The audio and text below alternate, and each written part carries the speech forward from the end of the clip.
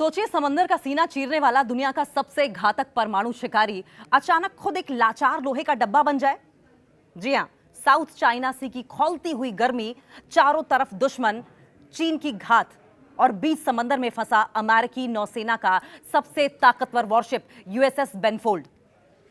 USS बेनफोल्ड अर्लेबर्ग class का ये missile विध्वंसक पोत, जो पलक झपकते ही दुश्मनों को राख करने का दम रखता है, वो 4 दिनों तक एक चलती फिरती नरक में तब्दील हो गया था। जनरेटर क्या फेल हुए, सुपर पावर अमेरिका के इस जंगी जहाज की सांसें ही थम गई।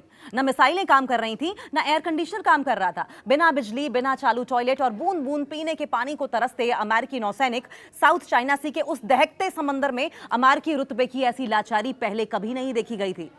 आइए जानते हैं कि आखिर उस खौफनाक 4 दिन में इस महाशक्तिशाली युद्धपोत के अंदर क्या क्या गुजरा, क्या क्या हुआ। अमेरिकी सेना की ऐसी दुर्गति कभी नहीं देखी होगी। 4 दिन तक बिना बिजली पानी के समुद्र में फंसा रहा था युद्धपोत। भूखे प्यासे सैनिक तड़पते रहे थे। साउथ चाइना सी की भीषण गर्मी में अमेरिकी नौसेना के एक शक्तिशाली युद्धपोत को 4 दिनों तक बिना बिजली, बिना शौचालय, बिना पानी, एयर कंडीशनिंग के रहना पड़ा। और इतना ही नहीं, पीने के पानी के बेहद मुश्किल हालात का सामना भी करना पड़ा। यह घटना अर्लेबर्ग क्लास के मिसाइल विध्वंसक पोत यूएसएस बेनफोल्ड में घटी थी, जब इसके जनरेटर में तकनीकी खराबी आ गई। अमेरिकी नौसेना के एक युद्धपोत पर ऐसा वक्त आया कि कोई विश्वास ही नहीं कर पाएगा कि उसके सैनिकों को 4 दिनों तक न ठीक से टॉयलेट की सुविधा मिल पाई, न एसी चला और न ही जहाज की रसोई काम कर पाई। यानी न खाना है, न पीने को पानी है, न साफ हवा है, न एयर कंडीशनर है, टॉयलेट तक नहीं जा सकते। यह घटना साउथ चाइना सी में भीषण गर्मी के बीच में हुई है। जब प्रचंड गर्मी पड़ रही थी, तब ये हालात हो गए थे। अमेरिकी नौसैनिकों को इन हालातों से गुजरना पड़ा। नरक जैसी स्थिति हो गई। अमेरिकी नौसेना ने जानकारी दी है कि यूएसएस बेनफोल्ड नाम के गाइडेड मिसाइल डिस्ट्रॉयर में अचानक बिजली की गंभीर समस्या आ गई। इसके चलते जहाज की कई जरूरी सुविधाएं पूरी तरीके से ठप हो गई। अचानक बंद हो गई थी जहाज की बिजली। ऐसे में अंदाजा लगाइए कि क्या कुछ गुजर रही होगी नौसैनिकों पर। यूएसएस बेनफोल्ड 24 जुलाई को हिंद प्रशांत क्षेत्र में अपने अभियान पर गया था और इसी दौरान उसके जनरेटर में तकनीकी खराबी आ गई। बिजली जाने के बाद जहाज अपने दम पर आगे बढ़ने की क्षमता भी खो बैठा। अटक गया, जहां था वहीं अटक गया। इसके अलावा रसोई, टॉयलेट, एयर कंडीशनिंग और पीने के पानी की सुविधा में भी खलल पड़ गया। और सबसे बड़ी परेशानी ये थी कि यह घटना साउथ चाइना सी के बेहद गर्म मौसम में हुई थी। बहुत गर्मी पड़ रही थी। जुलाई के आखिर में यहां दिन का तापमान करीब 32 से 37 डिग्री सेल्सियस तक देखने को मिल रहा था। 4 दिन तक ऐसे गुजारा किया मानो अब ये उनका आखिरी दिन हो, आखिरी लम्हा हो।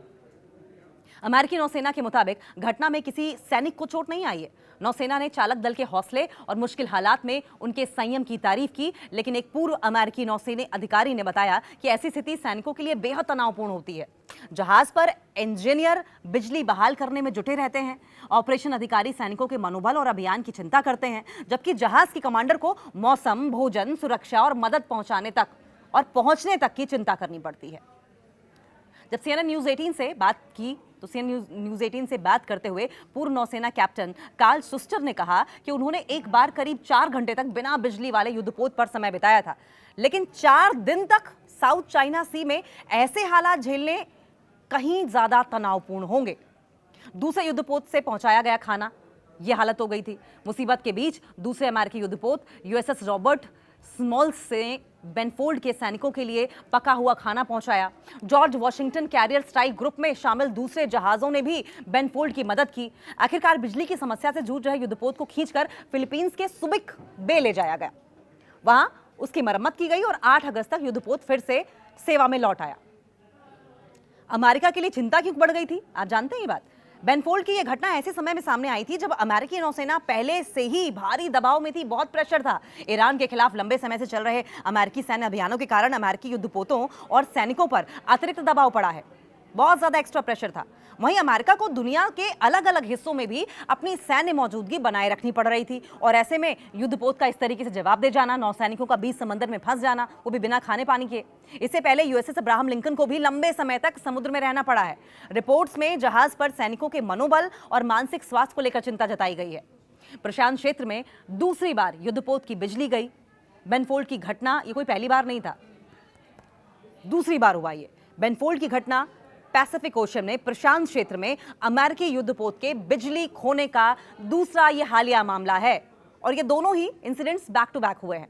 इससे पहले मई में आपने देखा होगा कि यूएसएस हिंगिस की बिजली और इंजन प्रणाली भी कई घंटों के लिए बंद हो गई थी।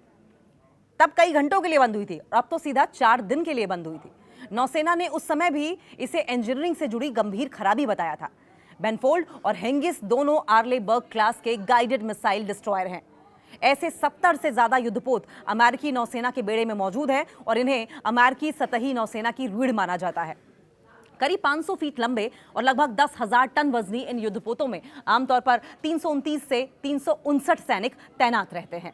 और इस घटना से वॉशिंगटन तक, न सिर्फ पैसिफिक ओशियन से इस युद्धपोत तक, उन तमाम ऑफिसर्स तक, बल्कि वॉशिंगटन में बैठे तमाम बड़े अधिकारी अमेरिका के, उनकी भी रूह कांप गई थी, क्योंकि इस युद्धपोत का, अमेरिकी नौसैनिकों का इस तरीके से फंस जाना अपने आप में बहुत से सवाल मैनेजमेंट पर, डोनाल्ड ट्रंप की रणनीति पर और उनके आर्मामेंट्स पर, उनके हथियारों पर, रसद सामग्री पर खड़े करता है। और ये बहुत नाजुक वक्त है जब ऐसा नहीं होना चाहिए था।